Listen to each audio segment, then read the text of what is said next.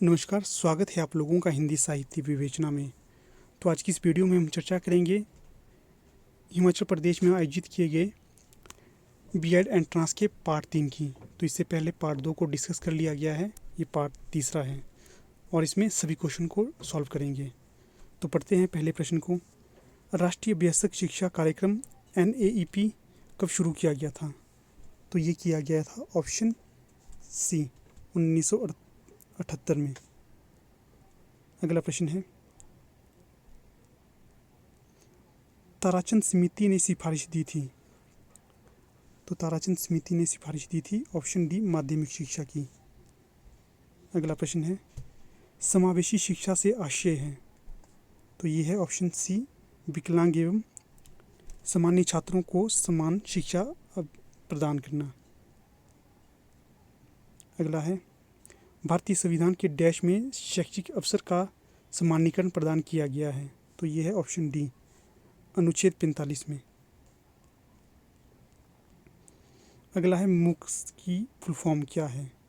तो यह है option a massive open online course.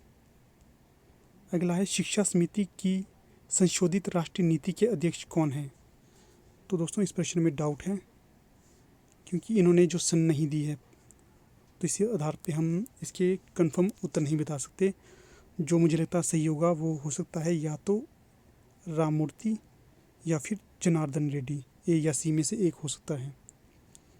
अगला है, NPE दस्तावेज में निम्नलिखित शामिल हैं। तो इसमें है 12 भाग, ऑप्शन सी।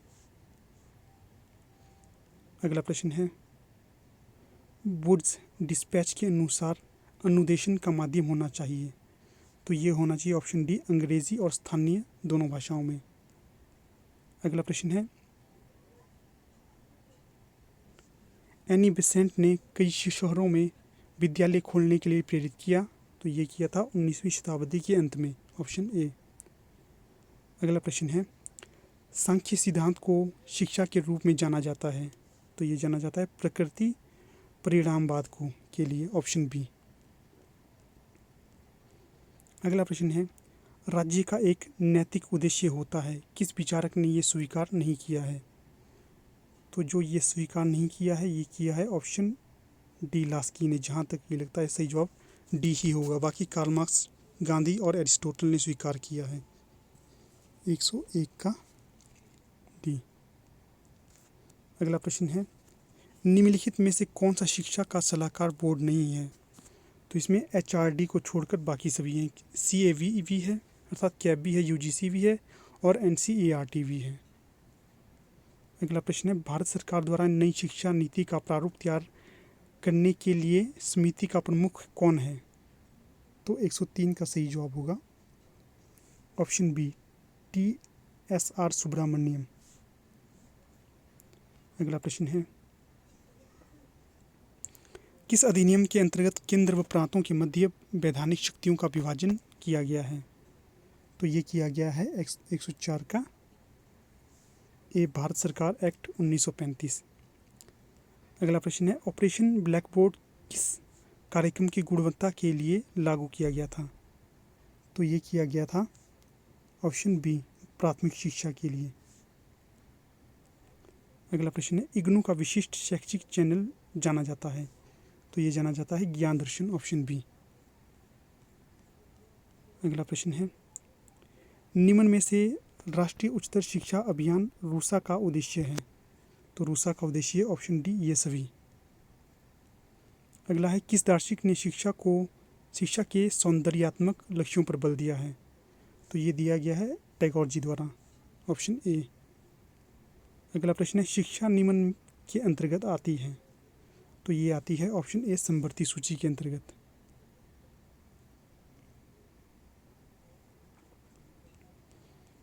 अगला प्रश्न है, CIET स्टैंड्स फॉर, ये है central institute for education technology, option A.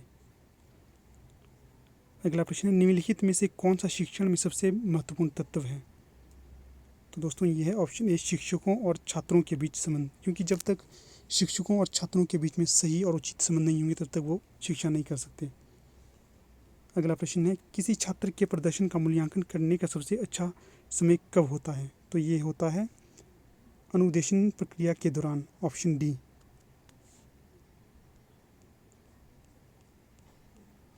अगला प्रश्न है, शिक्षकों के लिए शैक्षिक दर्शन महत्वपूर्ण क्यों है? क्योंकि ये शिक्षक की भूमिका में खुद को सुधारने को मदद करता है, ऑप्शन डी। अगला प्रश्न है, एक शिक्षक जो अपने छात्रों का ध्यान आकर्षित करने में सक्षम नहीं है, उसे चाहिए। तो 114 का सही जवाब होगा ऑप्शन ए, उसकी शिक्षण पद्धति का मूल्यांकन करना और उसमें सुधार करना। 115 है, बालक का मानसिक विकास निम्न की बुद्धि से संबंधित है। तो इसका सही जवाब होगा ऑप्शन डी, उसकी याद करने की क्षमता। 116 है, आपके विद्यालय के अधिकांश शिक्षक आपको स्टाफ सचिव बनाना चाहते हैं। आप अधिक आत्मविश्वासी नहीं हैं। इस प्रस्ताव में आपकी क्या प्रतिक्रिया होगी? तो इसका सही जवाब होगा ऑप्शन बी, उन्हें बताएंगे कि आप उपयुक्त व्यक्ति नहीं हैं। अगला है, मातृभाषा में सीखना एक छात्र को डैश में मदद करता है कि उसे क्या सिखाया जा रहा है। तो इसका सही जवाब होगा 117 का ऑप्शन डी, आसानी से समझने में। अगला प्रश्न है, अधिगम का सबसे उपयुक्त अर्थ है। तो अधिगम का सबसे उपयुक्त अर्थ है ऑप्शन बी, व्यवहार का संशोधन। अगला प्रश्न है, निम्नलिखित में से खुली पुस्तक परीक्षा प्रणाली की सबसे महत्वपूर्ण विशेषता है। तो 119 का सही जवाब है ऑप्शन बी, ये छात्रों को सोचने के लिए मजबूर करती है। अगला है 120, आप उस छात्र को कैसे संबोधित करना पसंद करेंगे जिसने अपना गृह कार्य पूरा नहीं किया है। इसका सही जवाब होगा ऑप्शन बी, आपने इसको नहीं किया, कोशिश करें, अर्थात अपना होमवर्क पूरा करने की कोशिश करें। अगला है प्रश्न 121। 121 बोल रहा है, आपके पास एक कक्षा है जिसमें ऊंचाई में बहुत विषमता है, आपको बैठने की व्यवस्था करनी चाहिए। तो आपको करना पड़ेगा ऑप्शन बी, जहां छोटे छात्रों को इस तरह से बैठने की अनुमति है कि वे कक्षा की गतिविधियों में आसानी से भाग ले सकें और उन्हें देख सकें। अगला प्रश्न है, छात्रों के एक साथ अच्छा तालमेल विकसित करने के लिए एक शिक्षक को चाहिए।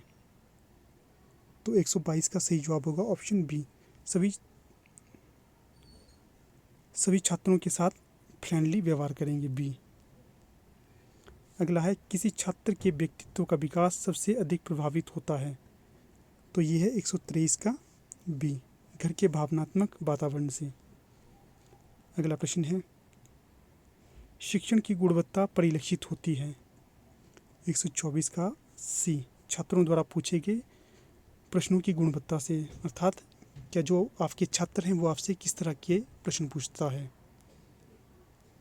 अगला है 125, शिक्षा का क्षेत्र संघर्षों और गलत धारणाओं के कारण अनुमति देता है क्योंकि। तो 125 का सही जवाब होगा ऑप्शन बी,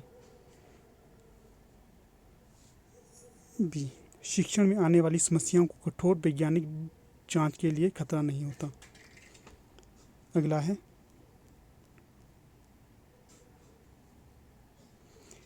एक नया शिक्षक अपनी कक्षा में विद्यार्थियों द्वारा तिरस्कारित होता है तो वह विद्यार्थियों को क्या करेगा। तो इसका सही जवाब होगा 126 का बी, उनके गुणों में सुधार कर उनके सामने अच्छे तरीके व्यक्त करेगा।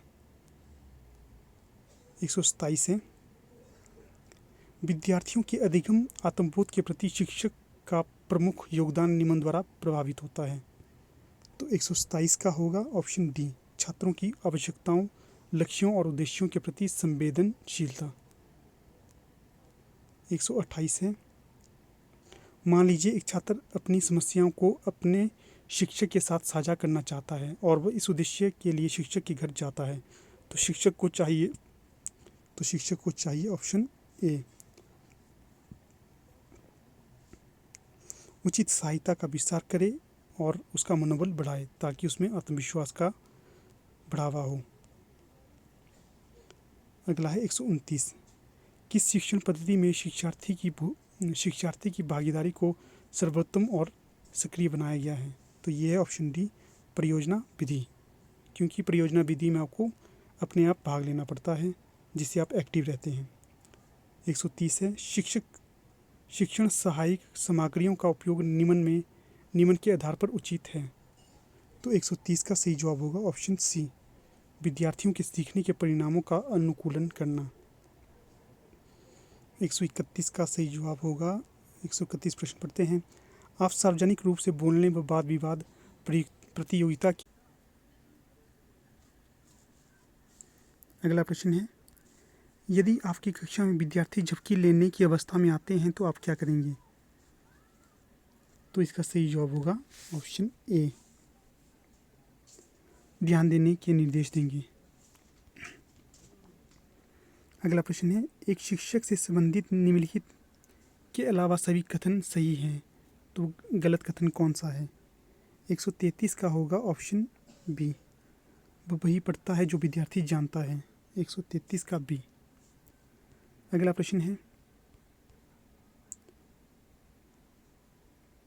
ये स्लाइड फिर से रिवाइज हो गई दोस्तों, नेक्स्ट स्लाइड देखते हैं।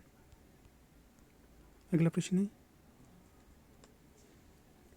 यदि आपको सामान्य विद्यार्थियों के साथ एक नेत्रहीन विद्यार्थी को भी पढ़ाने का अवसर मिलता है तो आप उसे कक्षा में किस प्रकार का उपचार देंगे? तो दोस्तों आप देंगे ऑप्शन डी, सामने की पंक्ति में एक सीट की व्यवस्था करेंगे और उसे सुविधाजनक गति से सिखाने की कोशिश करेंगे ताकि उसे जो कक्षा में पढ़ाया जा रहा है वो समझ आ जाए। अगला प्रश्न है, निम्न में से किस विधि से विद्यार्थियों का सही मूल्यांकन संभव है? तो ये है ऑप्शन सी, सतत मूल्यांकन विधि से। अगला प्रश्न है, आपकी कक्षा में कुछ विद्यार्थी जानबूझकर शरारत करके कक्षा के अनुशासन को बिगाड़ने का प्रयास करते हैं, तो एक शिक्षक के रूप में आपकी क्या भूमिका होगी? तो 136 का सही जवाब होगा डी, उन्हें आत्मनिरीक्षण का अवसर देकर उन्हें उनके व्यवहार में सुधार करने का मौका देंगे। Option D. 137 है, एक शिक्षक को प्रश्न पूछने में धारा प्रवाह कहा जाता है यदि वह पूछ सकता है, तो ये होगा सार्थक प्रश्न, क्योंकि अगर एक सार्थक प्रश्न ना पूछे टीचर तो इस पे सवाल उठाए जा सकते हैं। 138 है, यदि आप देखते हैं कि कुछ लोग आपके सहकर्मी को पीट रहे हैं जिनके साथ आप एक अच्छा रिश्ता साझा नहीं करते, तो आप क्या करेंगे? तो 138 का होगा ए, दूसरों की मदद से असामाजिक लोगों को दूर भगाएंगे और उस व्यक्ति की रक्षा करेंगे। 139 प्रश्न है, मान लीजिए कि आपने गलती से एक विद्यार्थी को दंडित कर दिया। उसके माता पिता गलत सज़ा के बारे में चर्चा करने के लिए एक अन्य वरिष्ठ शिक्षक को बुलाते हैं, ऐसे में आप क्या करेंगे? तो इसका सही जवाब होगा ऑप्शन ए, आप वरिष्ठ शिक्षक के उत्तर की प्रतीक्षा करेंगे। अगला है, कक्षा में पाठ्यपुस्तक का उपयोग क्या है? तो ये है ऑप्शन डी, नए मानक विकसित करने के लिए।